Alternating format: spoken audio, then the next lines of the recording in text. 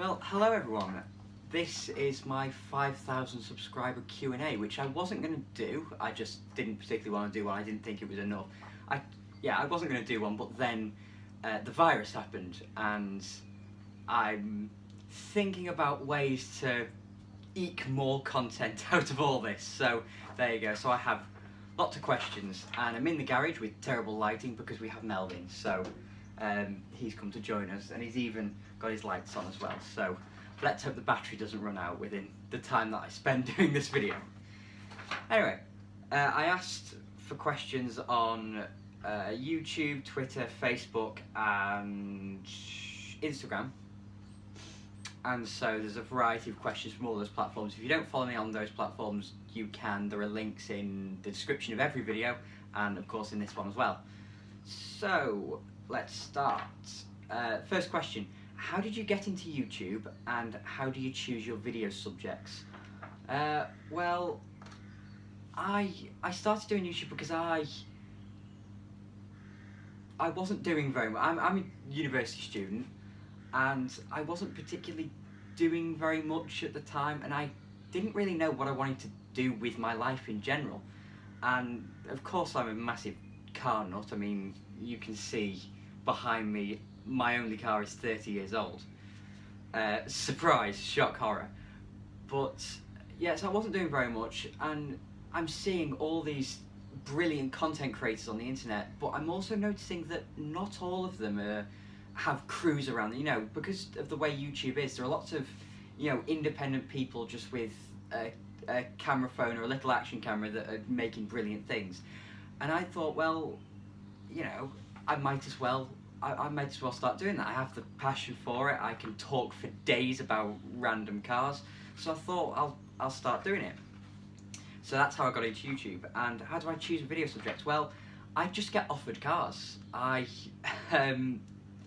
People are just very, very kind. People are very generous, and so people approach me, email me, message me, whatever, and ask me whether I'd like to do videos on their cars.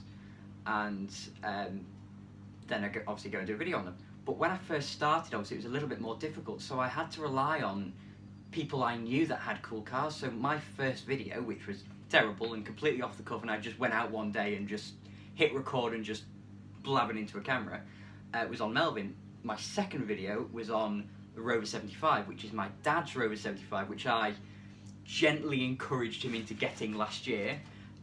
It's awesome but very expensive to run, to keep on the road, but anyway. But then I just did friends' cars until I got, a small enough base that people started offering me videos. So there you go. Aaron says, congratulations, you've got so many subscribers so early, keep it up. It's sad you have to ration videos due to the virus. Looking forward to seeing some new videos soon. Well, thank you very much. I'm less rationing videos because I'm still putting out as many videos as I was anyway. I'm just moving some things forward, and I'm eking slightly more content out. So like this video wouldn't have existed without the virus. But all the videos I'm doing at the moment on Melvin would have happened anyway. I've got a couple of cars lined up, like that video from last weekend, the video on the V8 MG. That's been in the can for a little while, so I'm not really having to, as much as I said in the question that I'm rationing videos a little bit, I'm not particularly rationing videos. I'm just eking a little bit more content out just to make sure. At the moment I've got enough for the next couple of months, so hopefully, fingers crossed, I won't run out of videos, but I'm sure that even if it did get to that point, I'd be able to create content nonetheless. Asnawi says, congratulations mate, love your channel and love Melvin too. Melvin is very pleased, and so am I. Thank you very much. My question is, why do you love British cars so much? Best regards from Malaysia. Now, I love British cars because when I was a kid, I loved minis. My first love in terms of cars were minis, and from that it's led me down a British Leyland MG Rover rabbit hole, where I end up with Melvin and then doing loads of videos on British cars. But the reason behind most of my videos being British cars is because, well, as much as I do love them, and you know, BL and Rover are very, you know, they are my number one car manufacturer. Most of my videos have been on British cars, mainly because that's what I get offered. I mean, very early on, as I'm part of the BL community with Melvin, a lot of the people that I already know with classic cars have BL cars. So, you know, at the start of my channel, there were a lot of British Leyland cars. And I think I've only done one video of a British car that isn't BL, you know, within that circle of British Leyland marks, which is pretty much all British cars anyway, and that's the Reliant Robin. So yeah, I do love British cars, but I just get offered a lot because once I started doing videos on British cars, because all the people that I knew, so, you know, when I started out, all they had British cars, so I did British cars, and then I got offered more British cars because of that. And I did a video a couple of months ago now on a W123 Mercedes, which is a fantastic car, but I remember the email I got from the lovely fella, he's a fantastic guy, he's probably watching, the lovely guy who owns that car, he did ask in the email, I don't know whether you only do British cars, but I have this Mercedes. And no, I don't only do British cars, it's just that that's kind of what I was offered. I mean, I love them, they are my number one, but they're, you know, they're not the be all and end all, but yeah. Anyway, I've got to say, my top 5 favourite cars of all time, a good 3 of them or so are probably British, just because I'm a massive British Leyland pervert, so there you go. Grey Fool says, congratulations, what are your top 5 money no object cars and why? I kind of just hinted at that. Anyway, yeah, thank you very much, first of all. And number 1, a car that I really want to own is a resto modded, probably electrically converted as well, because I think this car suits an electric drivetrain. A Citroen DS, because they're just beautiful, they're so well crafted, you know, every line on a Citroen DS is beautiful, and the engineering is so good underneath. But I think that the weak spot of a DS is the engine, which was never meant to be in there anyway, because when they were designing the DS, they wanted I think they wanted a flat 4? No, not 100% sure. Anyway, they didn't want the engine that eventually went into the DS, so I think an electric conversion would make that car perfect, because it just suits it, you know, the comfort and the elegance and the waftiness of a DS. So yeah, Citroen DS, Lancia Delta Integrale, because why not? I love Lancia, I love the Delta Integrale. I think it looks fantastic, drives fantastic, everything about it is just cool, and the best bit about a Delta Integrale is the fact that you get a little badge on the back that says Lancia World Rally Champion. It's just awesome. I've actually written my answers down here because I had a good think when I wrote out all the questions about what I'd put in, because you know, there's so many that you just don't think about immediately, but then you think, oh yeah, I really want that. And this is one, Lotus Esprit HC Turbo, because I think, you know, I think the Esprit, I would rather have an Esprit than a Countach or a Testarossa or something like that, just because I think they look awesome, and they are 4-cylinder, yeah, but this one's turbocharged and they've got a bonkers 80s parts bin special interior, and I love the Lotus philosophy. So yeah, so Citroen DS, Delta Integrale, Lotus Esprit, Rover P6. Now, the P6 and the DS can be somewhat similar, but the reason I'm putting the P6 in here is because if I got a Citroen DS, I would have it converted to electric. But with the Rover P6, I'd have a V8.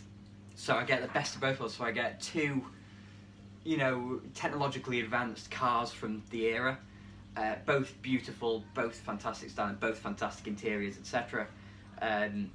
One electric and wafty, and one V8 and wafty. So I get best of both worlds. And then finally a resto modded classic Mini, because the Mini was my first love in terms of cars, and they still are. My dream car is still a Mini. You know, that's the be all and end all. If somebody said you can only have one classic car, it would be a Mini.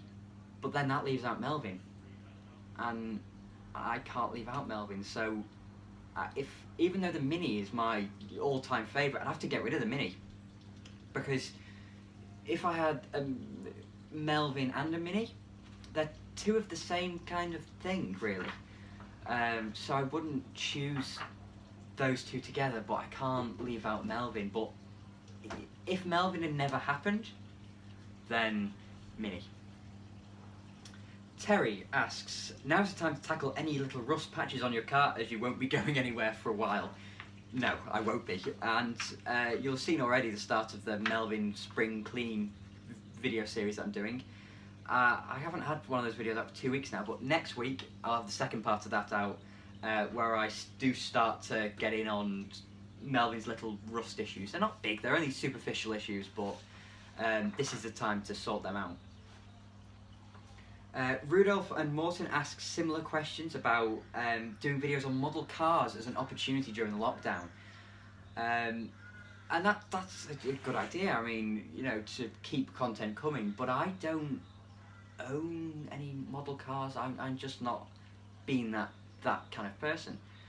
And I've got enough content to make it through the next few months anyway, but I don't own model cars, mainly because when I was a kid, obviously I had toy cars, but by the age of 6 or 7, I'd migrated over to having my car fix in video games.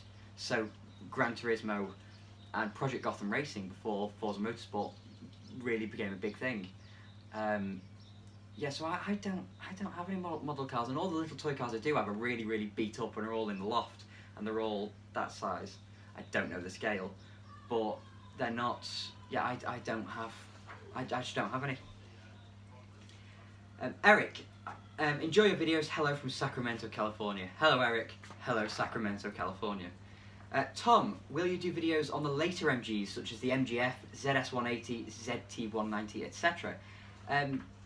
I put up this post before my V8 MG video, so I'll forgive you for that, but yes, when I get offered them, I will do videos on them. I did record a video on an MG TF in September last year, but it didn't go very well, and I've still got it if for some reason I needed to release a video in an emergency, but it wasn't brilliant, so that's the reason that hasn't happened. But that V8 ZT went out last week, and yes, absolutely I'll do videos on them. I think they're great, especially a ZS180, because they are, you know, they're a bit of Chav Halfordsness going on, massive rear wing, a little bit of Subaru wannabe going on there as well, but I think they're fantastic, and the way they're set up is wonderful, and you know, 2.5 litre KV6 is wonderful. So yeah. Could you test an Austin Morris 250JU van? Yes, I will, when I get offered one. Until then, no. What got you into cars in general, and how would you have saved Rover if you were in charge back then? Well, what got me into cars in general, I mean, I've always loved minis, and I don't know exactly where I got that from, but I've just always loved minis. But my dad, when I was 2 or 3 years old, I think it was 2 actually, he got an Alfa Romeo 147, and as much as I wasn't particularly conscious in terms of, you know, at the age of 2, you know, your abilities at the age of 2 aren't quite up to scratch, and he got rid of it when I was 4, but I remember just looking at that car thinking it was awesome. This Alfa 147 was just so good to look at, and the interior was fantastic, and it made such a great noise as well. It was a 2 litre twin spark, so 4-cylinder, but sounded awesome nonetheless. So yeah, I think that's what got me into cars, but I'm not 100% sure. And how would you have saved Rover? Well, Rover have been on the edge of death since the late 60s, early 70s, so it also depends what era you're in. I mean, the best chance of Rover being saved was, you know, in the early 90s with the Honda deal, and some of the cars that were pumping out then, you know, the 600, the R8, 200, 400 series were great. The facelifted Metro, one of these, was great. They had a lot going for them at that point, but also in the early 80s, their product-led recovery under Sir Michael Edwards with the Metro, Maestro, and Montego, as much as they weren't perfect, that's the kind of thing that was necessary in order to modernise the range and all that kind of stuff. So I'm not sure what my answer would be there, but yeah, something along the lines of updating model lines and changing the perception of the brand. So they rebranded themselves so many times, but the British Leyland branding was all washed away, and Austin Rover came in, and then they decided to try and make themselves a little bit more upmarket by getting rid of the Austin branding, etc. Something along the lines of the 80s and 90s. But of course, Rover had so many institutional problems that they were never really, you know, without enormous funding and enormous changes within the company, they weren't really going to survive for forever. There was always going to be a day. Yeah. Peter, do you collect model cars? I've kind of already touched on that, but no, I don't. I just never really got into that, because ever since the age of about 6 or 7, they haven't been... I haven't seen them as something that I would really get into. Anyway, I'm more into proper cars. Yeah, anyway. Right, page 2. Timothy, was Melvin the first colour choice for you? Melvin is white diamond, which is a lovely colour, but originally no. I wanted a car that had a colour, you know, was a flame red or a Henley blue or something like that, just because I think that a lot of modern cars are a bit dull in terms of their colour. But I think Melvin's a great colour now. The more I see other Metros, the more I think actually Melvin's a really nice colour. So at the time, no, but I don't know what I'd actually choose to replace this colour, because I think white diamond's a great colour. Anyway, Tim, why is the sky blue? Or more seriously, you have 10 grand to spend on a classic, what and why? Tim, I'm good friends with Tim. Tim has lent me a number of cars to video over my, 6, 7, 8 months doing this, something like that. Why is the sky blue? I believe it's something to do with the way our atmosphere works, and blue light particles get trapped, something like that. I'm not sure. I'm not that clued up on that, truth be told. But 10 grand to spend on a classic what and why, I'm sure you get a really nice P6 for that. Yeah, P6. But then again, you could also probably get a Mini for that, but you probably couldn't get a Mini with everything on it that I'd want on it. But the correct solution is actually to just buy 10 £1,000 cars. Like Melvin was 1,200 quid. So, you know, just get a load of Melvins. Perfect. Or get Melvin completely stripped down and rebuilt and resto modded. There you go. But I don't know, it's a hard thing, because it depends on how much you value a car and how much you would have to spend to get a car perfect for you. So would I be able to get a P6 in the spec that I want perfectly for 10 grand? I don't know. But yeah, probably I really like P6s, so probably a P6. Yeah. Tom, what came first, your love for cars or your attention to detail? I don't know what attention to detail that is, but I do remember when I was, well no, so I've been told this story actually, when I was like 3, 4 years old and I went on fairground rides and stuff like that, rather than sitting and smiling and enjoying myself, I was constantly reaching over the edge and looking down at the track to try and figure out how it worked and what went into it and stuff like that. So probably the latter. Steph, that's Steph. I drive a classic. You only get to keep one of the. You only get to keep one car of those you've reviewed. Which one is it? I'd say either the MG Metro 1300, because I love the Cinnabar red MG Metro 1300. It was a Mark 1, wonderful interior, red carpets, red seat belts, all that kind of stuff, and it makes a great noise. So I really love that.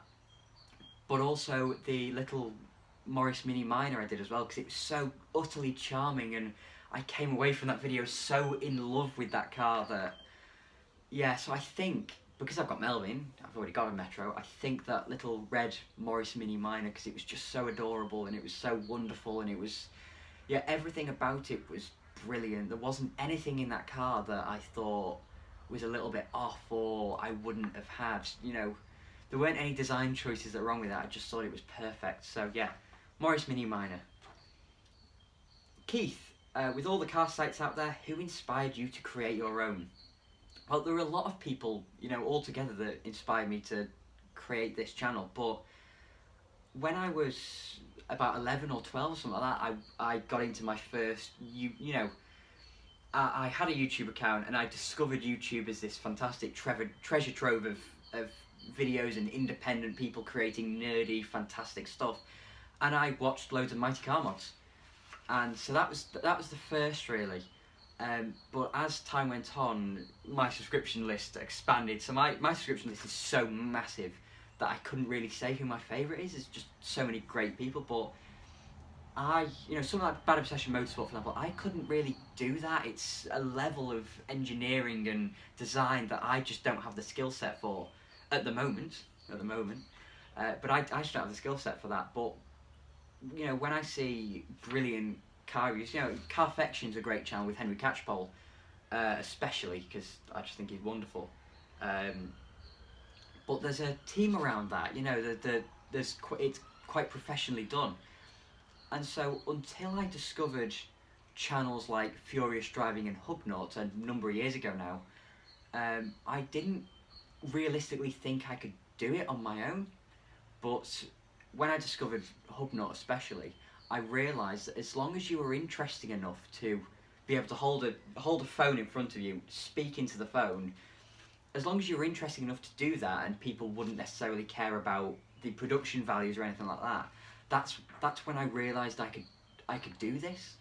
And so in terms of inspiration to create my own, I have to say Ian Seabrook Hubnut is the most prominent, purely because he made me realise that you didn't need a film crew. You didn't need, you didn't need a film crew. You didn't need fancy equipment to be able to do it. As long as you had a phone that you could hold in front of your face and speak into it, and you were interesting enough, people would watch. So, yeah, Hubnut probably.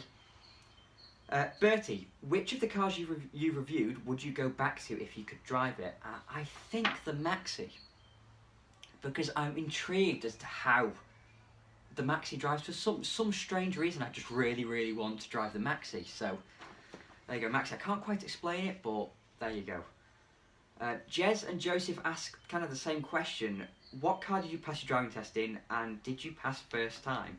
Well, first of all, no, I didn't pass first time. I passed third time. First time, it was a bit of an anomaly, and my driving instructor sat in the back of the car and didn't quite understand exactly why I failed, because it was a little bit out of my control. But everyone says that about driving tests when they fail.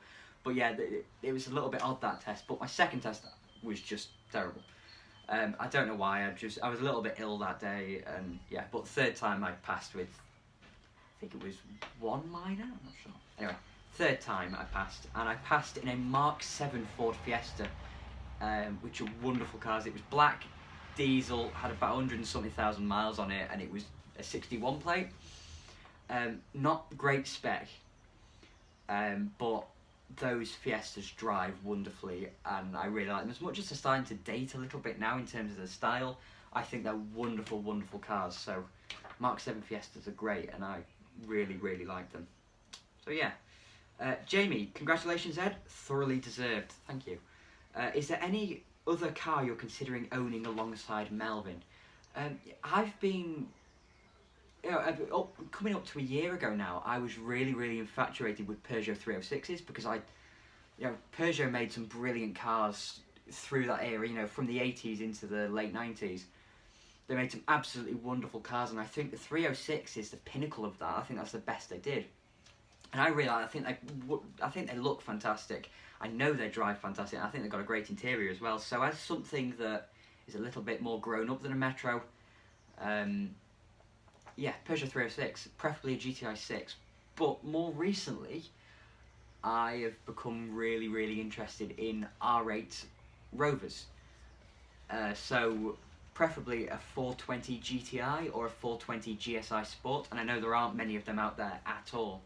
But British Racing Green, Lightning trim seats, half leather, the 2-litre M Series or T Series engine, either one. British Racing Green, I think I might have already said that, and the body kit on it, and alloy wheels, fantastic. So yeah, either or, Peugeot 306 or an R8 Rover. Yes, Lewis, congratulations. Thank you, Lewis.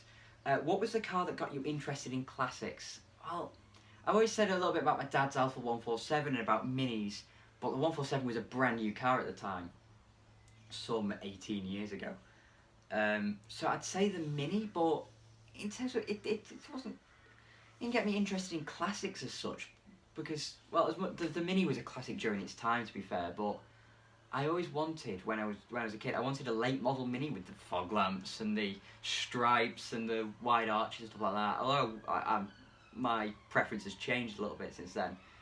At the time I wanted one of them, and they were only like, 5-6 years old at the time, so I don't know really, probably Minis, but I don't have a clear enough memory of exactly what sparked something other than Minis. Tom, is there a factory option you wish Melvin had? 5-speed gearbox, probably. Central locking would have been good, an alarm would have been good, but a 5-speed gearbox would have been really good. Melvin is, as I said, complete base model. Just the only things he's got are a radio and a sunroof, both of which are fantastic options. Obviously you need a radio, but I think a sunroof is a great option to have. So I'd say apart from all them, 5-speed gearbox. James, would you recommend a Metro for a first-time driver? I prefer something a bit different and retro, but should I be afraid of rust? First of all, yes, you should be afraid of rust. But would I recommend a Metro for a first-time driver? Yeah, absolutely, because they're fantastic cars to drive. They're dead simple, easy to work on. And they are classics, they've been about for 40 years now, Metros. And they stopped making them, a few years before I was born. And I don't remember A-Series Metros being about. I remember a few Rover Metros knocking about like this, but only when I was very young. By the time I was 10 years old, Metros had all but vanished, really. But I used to see the odd one about, but these are not so much a figment of my childhood. They're a little bit beforehand, really. So, yeah, of course I'd recommend Metro first time driver. Rust, A-Series Metros rust a lot in the front wings and on the front valance, but K-Series Metros don't do that as much because they've got a plastic front end and arch liners. But all Metros rust in the rear wheel arches, and the rear valance on mine's gone slightly, and also in the footwells, because the door seals leak really badly. But you can't feel wet in the carpets of a Metro because they have a foam underlay about so thick with a rubber weather shield on top of it, so you can't feel water. But once you lift up the carpet and lift up the underlay, which will all crack in your hand and fall into dust, it'd be really, really wet. So my Metro doesn't have any underlay on the driver's side. The passenger side's still got it because it doesn't leak on the side, but it's got no underlay because I took it out because it was wet. And I've taken out a grommet in the floor, and hopefully that'll do. Yeah. So yeah, should be afraid of rust, but Metros are really good cars anyway, so dead simple to work on, drive brilliantly. And I drive Melvin, my commute to university is 80 miles, it's mainly motorway, so it's not, it's only 40 odd minutes. 40 odd minutes each way, 80-mile round trip. But this car sits fine at motorway speeds, it's not an antique or anything like that. I think by the early 90s, pretty much every car you could buy in the early 90s was more than capable of spending a lot of time at motorway speeds. So really anything's okay for modern traffic from that era, but yeah, this car sits wonderfully at speed and will do more than 50 mpg, so that's pretty good. Tom says, congratulations mate, fantastic effort. Thanks Tom. Can you run us through your spec if you were buying Melvin new? I'm not quite sure what you mean there, whether you mean Melvin spec or what I'd choose for a Metro, but Melvin is a complete base model Metro, so he doesn't have anything on him. He's 1.1 litre carburettor fed K-Series, no catalytic converter, just a sunroof and a radio, as I've already said. But if I was buying a Metro, I would go for a GTI 16 valve, because of course I would. And I want the SE one because I want pop-out rear windows. I'm not bothered about the half leather you get on the SEs. I'd rather the full cloth. But I'd want electric windows and central locking and all that kind of stuff. Just niceties that just make the car feel a little bit more modern. I mean, it's not to say that Melvin feels old-fashioned as such. It's not to say that Melvin doesn't, is missing out on some spec. It does get slightly annoying not having central locking, but it's not that bad, really. Adam, congratulations, Ed. Who is your favourite YouTuber and why? First of all, thank you very much. Again, but I don't know who my favourite YouTuber is. Again, as I said, my subscription list is so long. There are so many fantastic channels that all do really different things. I mean, you know, you got to mention things like Bad Obsession Motorsport. Just mental, insane what they're doing. The engineering is out of this world, but there are other channels that do different things. So there is Hubnut, there is Furious Driving, there is iDriver Classic. You know, there are just so many channels that do so many things. I don't think I can name one favourite. There are a number of, you know, channels that I watch on the regular, but you know, there are just so many that I don't think I could really answer it and be truthful, because I'd always miss one or two out at least. What made you choose a Metro, and was there another choice of car you had in mind? Minis. Yeah, again, a load of recurring themes in this video, but I love minis, and I wanted a Mini, and I always dreamed that when I was 17 I was going to buy a Mini. But then Minis decided that they wanted to be really expensive, and so I couldn't afford a Mini. There was no way that I could fork out the money that people want for Minis, at least a decent one. So I spent £1,200 on a Metro instead, because the Metro, well, an A-series Metro especially, is the closest thing you can get to a Mini without being a Mini. But again, A-series Metros are a little bit more expensive than K-series Metros, and technically, they aren't as good, because the A-series engine is not quite as refined as the K-series, and the K-series Metros get better interiors, etc. But I ended up going for a K-series Mini because it's a bit cheaper than an A-series. But yeah, there you go. I bought a Metro because I couldn't afford a Mini. Jack and Will ask pretty similar questions. What is your favourite retro Ford? There's never been a Ford that's really stuck in my mind as a car that I worship. There are a number that I really like. So, I start off with a Mark I Lotus Cortina. They're fantastic, and a Mark II Lotus Cortina as well. Both fantastic. I have either one of them. But I'd also have a Mark I Escort. I think they're fantastic. I wouldn't have a Mark II Escort because I'd have a Mark I instead. But also, I think the Morris Marina Coupe is a better looking car than a Mark II Escort. Sorry, I just do. And I'm going to get a lot of hate in the comments for that, but I think a Marina Coupe is better looking than a Mark II Escort. But I'd have a Mark I Escort, I think. Either a Mark I Lotus Cortina, because they look great and they have a fantastic interior as well.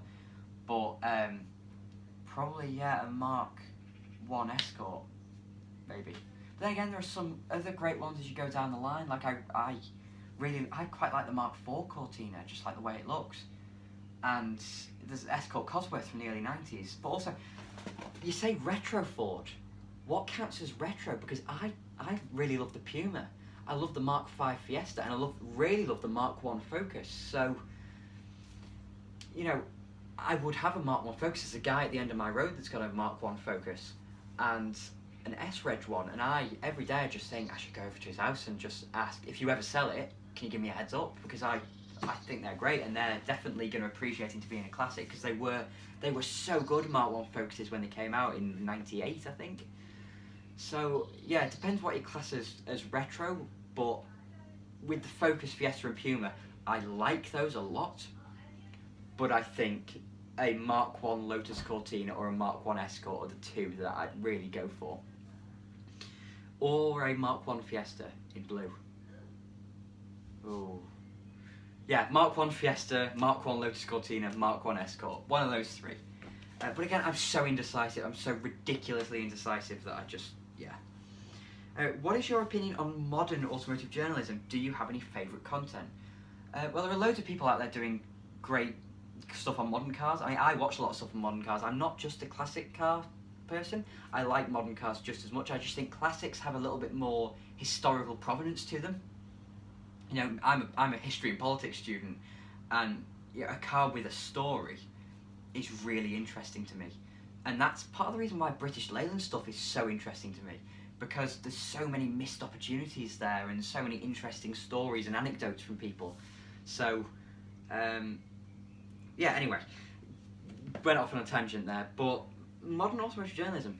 The straight pipes, I really love the straight pipes. I think they're brilliant. I also think, again, I mentioned this before, Carfection's a great channel, especially Henry Catchpole's stuff on there, because he has a sense of emotion, you know, in terms of everything. He did a video on a Singer 911, which I know is not technically a modern car, but I mean, I love these Singer 911s, but his review of one was the best video I'd seen on one, just because he got the emotion so right in it, and you know, it really got you. So yeah, Straight Pipes Carfection. Congratulations, really great videos, very entertaining and informative. Thank you very much. Would you ever collaborate with iDriver Classic? Steph, that's a bit that I've written there. Yeah, would you ever collaborate with iDriver Classic? Yes. Steph and I have known each other since before we started doing these videos, and I really encouraged Steph into starting her channel in the first place, and vice versa. She kind of told me that I could do it, you know, all that kind of stuff. So Steph has been instrumental in me making my channel, and I was instrumental in Steph making her channel, so we've known each other for a while. We have meant to meet up and do a video together, or a couple of videos together, for a long time now, ever since I first started my channel. We were about to meet up in December, but for some reason that never happened. I can't quite remember why. Obviously with this virus that's not going to happen at the moment, but yes, we will be doing videos at some point together. I just can't say when, because I don't know, you know, depending on the current climate of this country, of the world actually, with this virus, but it will happen. It's been meant to happen for months, but it will be coming. And Steph actually replied to this comment saying that she'd offered me her Marina, and yeah, you know, probably I will be doing a video on her Marina, and probably Jill a Metro, and probably one of her Morris Minors as well. But I don't know. Whatever happens will happen. Steph and I have been promising to do something together for ages, so it will be coming. What is your favourite non-British car brand? Citroen, quite simply. I've always loved Citroen just because of the level of engineering and design, and you know, they're so quirky, Citroens, and the engineering's so impressive that they're just, yeah, I just think they're fantastic, and they're so different as well, just in terms of style. You know, they've always got covered rear wheels, and they've got these fantastic streamlined shapes like the DS, CX, the GS, even the BX a little bit, but that's very boxy and 80s, but it's still got those Citroen hallmarks to it in terms of style. So yeah, Citroen. I see why that question is being phrased as non-British car brand, because, well, my favourite car brand is Rover. That's not a shock to anyone. So Rover is number one, but Citroen is my number two. You know, ahead of anything else British. Rover and then Citroen. Because, you know, Citroen create brilliant things, and again, I have an interest in all different cultures of cars, you know, from all different countries, not just British stuff, but I seem to have done a lot of British stuff because I'm part of the BL community. Get off a lot of BL cars, etc. Jack, if you could own any Rover, what would it be and why? Again, a Rover question. Doesn't surprise me, my channel is just basically nerding about BL stuff, and I'd have no regrets. If I own any Rover, again, well, it would be a mashup between a P6 V8, obviously, and a R8 Rover 420 GTI, I think. But also, I love the 75 because I think the 75 is so beautiful, and I think the interior is great as well. I think the 75 is one of the best looking cars that have ever been designed. But yeah, an R8 or a P6, but probably a P6. But I also love the SD1. Oh, I'm so indecisive. P6. Harley, opinion on the Herald, and would you do a video on one? Yeah, I like Herald as much. They do feel like they're from a different era of cars. They are from that 50s generation of body on frame. You know, in terms of the space inside them and the way they're packaged, they are very different to modern cars. But I like a Herald. I wouldn't necessarily own one, but I really like them nonetheless. I would do a video on one. I have done a video quite a while ago on a Triumph Vitesse, which is, of course, a Herald with a straight six in it, because why on earth not? That sounds like a fantastic combination, putting a straight six in a little Triumph Herald. But yeah, I would do a video on a Herald, and maybe I'll do one in the future. If you'd like me to do a video on yours, send me an email. And final question, why didn't you show us you rolling round in the red BMW? Yeah, If you haven't seen, I did an April Fool's Day video on a little ride on red BMW, which is just up there actually. I'm not going to get it down because it'll be chaos, but a little ride on red BMW that I had when I was a little kid. And I didn't show you me riding on it, number one, because I couldn't, you know, in terms of camera placement, unless I put it on this tripod, I don't know what I'd do, but also I don't fit on it. I genuinely do not fit on it. If I sit on that BMW, I can't sit in the seat because I'm bigger than a baby. Amazingly. So I have to sit on like the ridge at the back, which is massively uncomfortable, and if I sit upright, the entire car tips up like that. So there you go. That's why I couldn't show you me riding on the red BMW. So there we go. There are all the questions I had. If you've got any more questions, put them in the comments and I'll try and reply to them. But yeah, I wasn't planning on doing this video. It's a bit of a one-off really. It's mainly because this virus was happening, but there you go. I hope I told you some things there. I hope I answered your questions all right. And I hope you learnt something, because that's what we're here for at the end of the day. It's what I try and do in my videos. I just try and be interesting, and if people can gain some knowledge along the way, then that's great. I mean, I make a lot of mistakes in my videos, a lot of, you know, factual inaccuracies. There's one in every video, because of course there is. But you know, I do my best, and I hope you've learned something again. So thank you for watching, and I'll have another video coming along next week. And it will be part 2 of Melvin's spring clean, I promise, because a lot of people have been asking for that, and I haven't done it. Last week I did put the MG video in there because I wanted to split it up a little bit, but this week I'm doing this 5,000 subscriber thing because if I waited another week, I'd have God knows how many more subscribers than that. So thank you very much for everyone who's subscribed. If you haven't subscribed already, please do click subscribe. It really, really helps. It encourages me to make more videos, and it gets my name out there a little bit. So, you know, if you do want to subscribe, please do click subscribe. It makes a massive difference.